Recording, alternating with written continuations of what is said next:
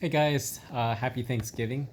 I want to do a video on auction properties and wholesaling today. So, as an investor, are auction properties or wholesale properties worth it for you? And I just want to give you my opinion and my experience. Well, I did come across an auction property I wish I had gotten about a year ago. I had an opportunity to inspect the inside of the house. Um, and I even took a look to see if I could access the water access from the outside of the house near the park side, next to between the sidewalk and the road. I couldn't find it. And looking back, that was a little bit of my concern because I might have to pay a plumber to access it and everything.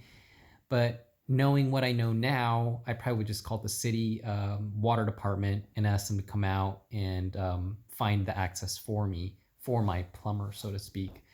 But I ended up losing that deal because I was multitasking, and what I should have done was set aside that time to just focus 100% on the auction bidding process.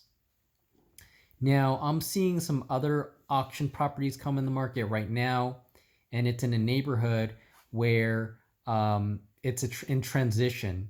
And so there's these homes that are like $25,000, $50,000. And if you literally go about 2 blocks down the road, the houses could be between $200,000 to $400,000. And I see that as a huge potential upside. Now, the problem is I was looking last year at a property in this neighborhood, and it was a 6 unit condo, one building with divided into little condo units inside of it, owned by three brothers, and they were going for $10,000 for each unit. 2 units were available. The problem is they had this homeowners association set up, and now if you buy these 2 units, the whole building, the walls of each unit were torn down, and that's going to be like a major construction project. Plus, are you going to fight with the two other brothers about them fixing up the rest of the building, the hallway, the access to the main house, and into your unit? That was just too much for me. So I believe there were also some back taxes, like $50,000 and $100,000 in back taxes to that building. And there was a school about 2 houses, 2 units down, elementary school, which is a positive because then the school has crossing guards and police and things like that to patrol the neighborhood. But dealing with the other brothers, that just basically was a deal killer. So basically, I'm looking at this property and I'm thinking, what about the water bill? There is a deal that I was just about to close on. It was a short sale, but there was $2,500 water bill every 2 months. And calling the water department, I found out that they said the water meter is working completely. And now I knew the toilet was having running issues, the water faucet in the bathroom, and the bathtub. The tenants were using a wrench to turn on the hot water on and off. And they've been doing that for a year. Well, I found out that this building in 7 year, they have a 7 year meter safety. So basically, if it maxed out at about $700 a month, they would cap it at $700 a month. But that 7 year meter safety rule was basically getting dismissed. It was ending the 7 year period. So that would mean the landlord, whoever took it over, would end up having to pay $2,500 every 2 months if they don't end up fixing the plumbing issue.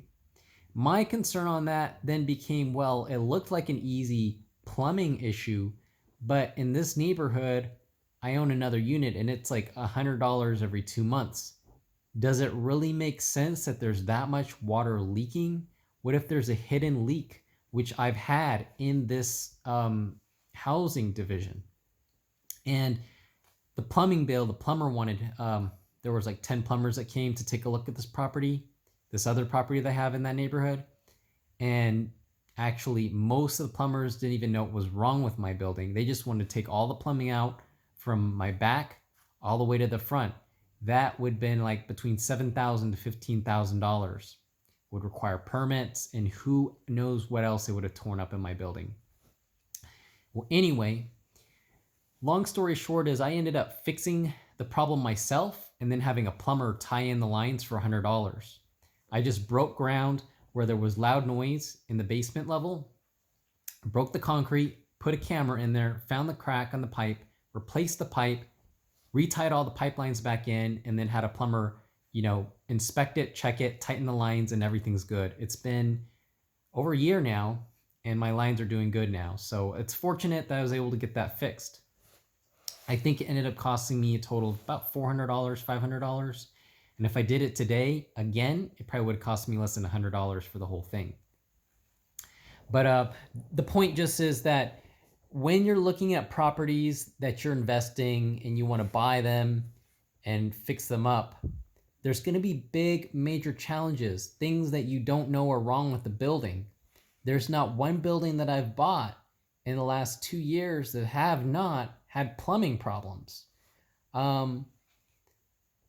That being said, my plumbing issues have actually become the least of my worries.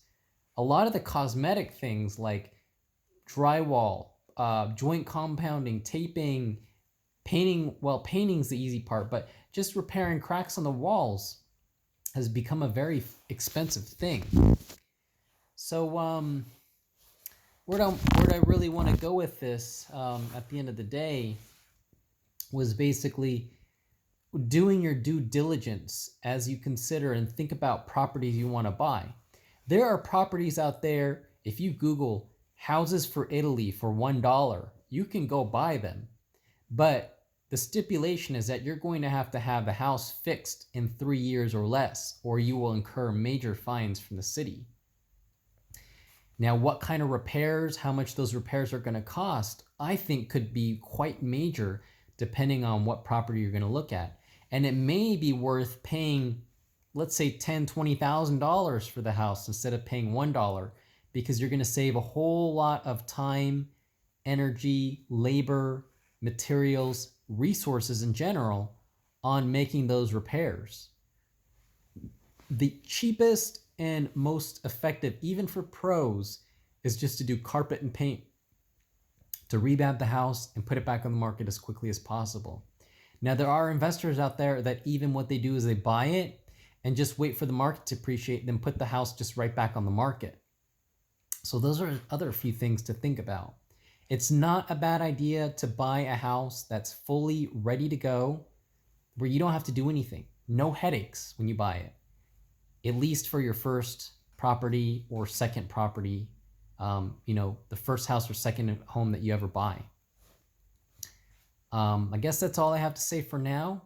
And until next time, I'll see you guys later. Have a happy Thanksgiving and see you in the next video.